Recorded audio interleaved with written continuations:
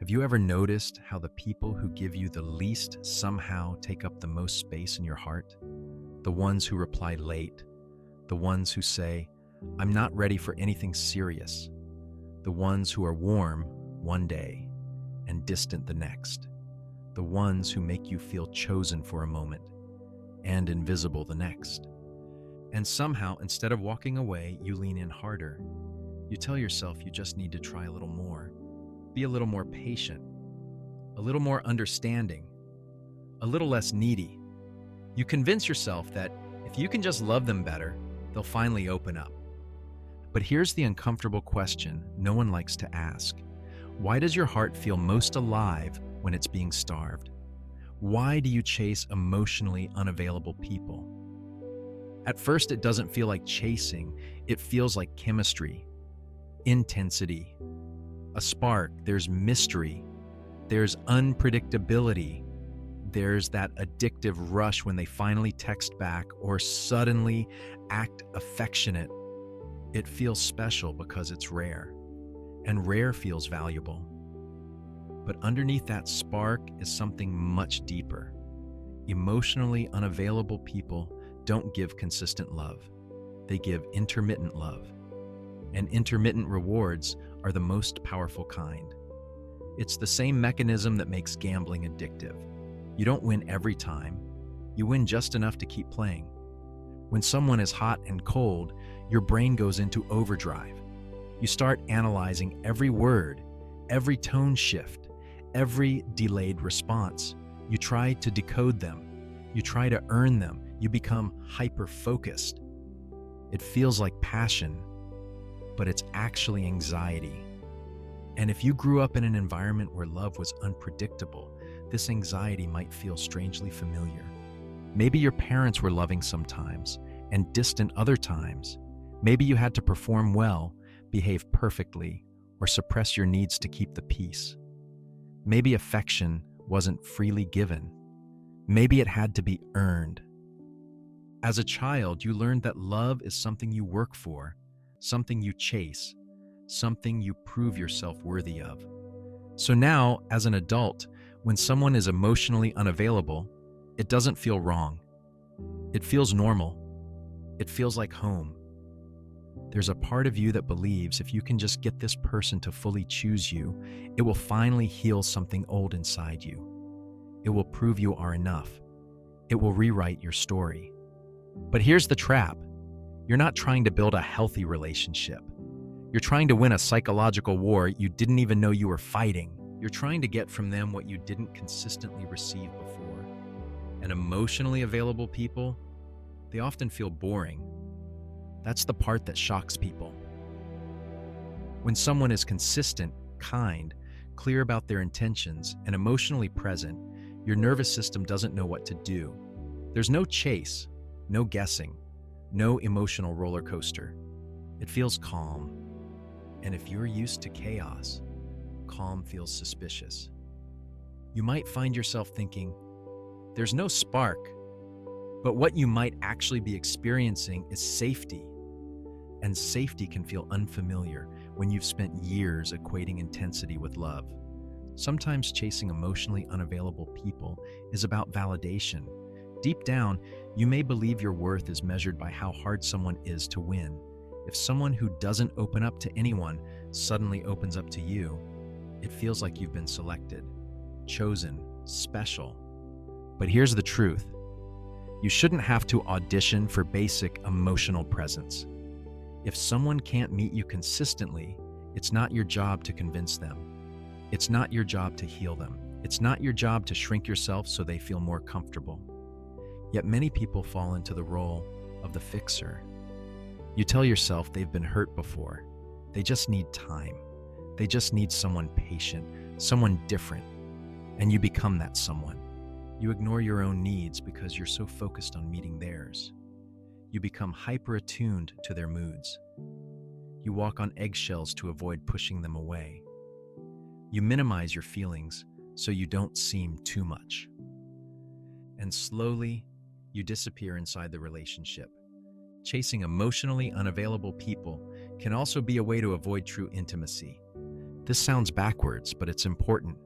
When you're with someone who can't fully show up, you never have to fully show up either. You can blame the lack of depth on them. You can say they just can't commit. But if you're honest, a part of you might also be afraid of what happens when someone really sees you. When someone is emotionally available, they will expect vulnerability from you too. They will ask about your fears, your wounds, your patterns. They will want consistency and accountability. That level of closeness can feel terrifying if you've built your identity around being the strong one, the independent one, the one who doesn't need much. Chasing the unavailable keeps you in familiar territory. It keeps the focus on winning them instead of confronting your own emotional walls. And then there's self-worth. If deep down you don't believe you deserve consistent, healthy love, you will subconsciously choose people who confirm that belief. Every time they pull away, it reinforces the old story. I'm not enough. And instead of questioning the story, you try to prove it wrong by trying harder. You think, if I can just get them to stay, it will mean I'm worthy. But worthiness isn't something another person hands you. It's something you decide. The more you chase someone who withholds, the more you teach yourself that crumbs are acceptable. You start celebrating the bare minimum. A random sweet message becomes proof they care deeply. A single vulnerable moment becomes evidence that they're changing. You hold on to potential instead of reality. You fall in love with who they could be. But potential is not partnership. So what's the solution? It starts with awareness. You have to notice the pattern without shaming yourself for it. This isn't about calling yourself foolish or desperate. It's about recognizing that your behavior makes sense given your history. Ask yourself, what does this dynamic feel like in my body? Is it calm or is it anxious? Do I feel secure? Or am I constantly scanning for signs they're pulling away? Love that requires you to abandon yourself is not love. It's survival. The next step is redefining attraction. Instead of asking, do I feel intense chemistry? Start asking, do I feel safe? Do I feel seen? Do I feel respected? At first, you might not feel fireworks with emotionally available people. You might even feel restless. But that restlessness is often your nervous system detoxing from chaos. You have to give your body time to learn that calm does not equal boring. Calm equals healthy. Another powerful shift is learning to tolerate disappointment without chasing. When someone shows you they're unavailable, believe them. Don't interpret mixed signals as hidden depth.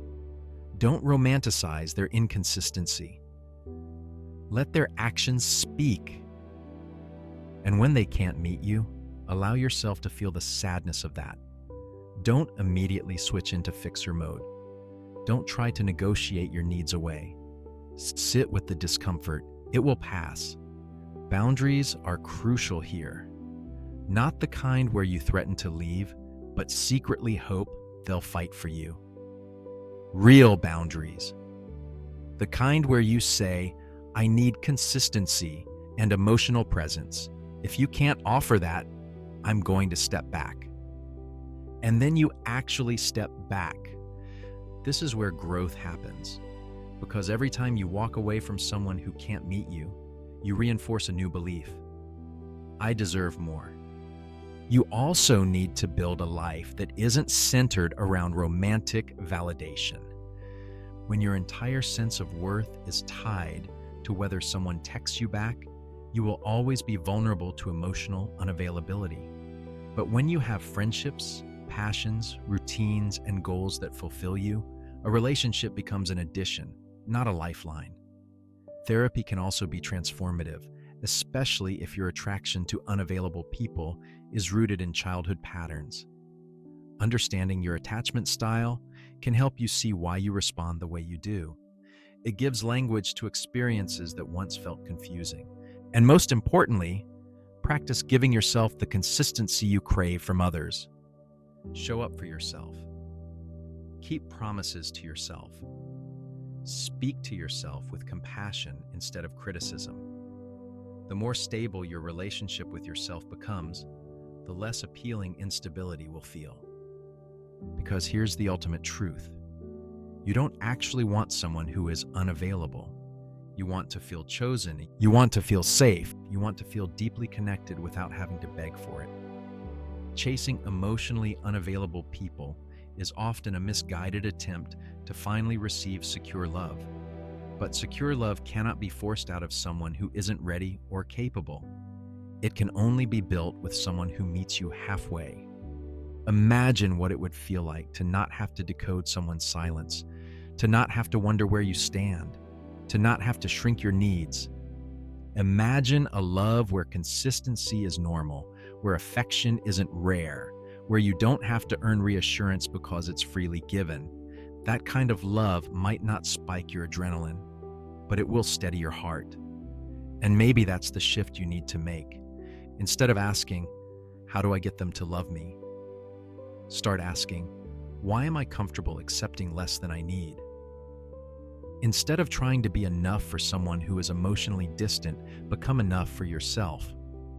When you heal the part of you that confuses intensity with intimacy, something powerful happens. The emotionally unavailable start to feel less attractive.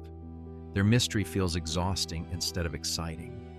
Their distance feels draining instead of intriguing.